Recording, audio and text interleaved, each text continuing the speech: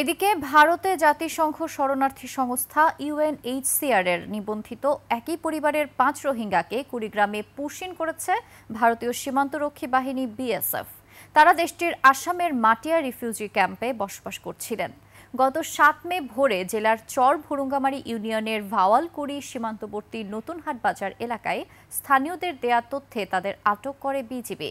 এ সময় ইউএনএইচসিআর ও দিল্লির ইস্যুকৃত ৫টি রেজিস্ট্রেশন কার্ড উদ্ধার করা হয়।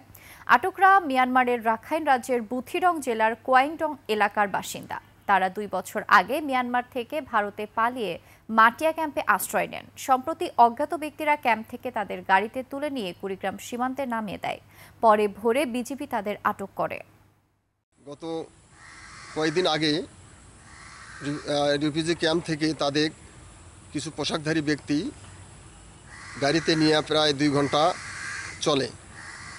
সেখান থেকে নেমে রাত্রিবেলা তাদের সারা রাত হেঁটে ২ ঘন্টার মতো চোখ বেঁধে অবস্থায় নিয়ে আসে। অজানা এক স্থানে তাদেরকে রেখে বলে, তোমরা সোজা চলে যাবা, পেছন দিকে ফিরে তাকাবা না।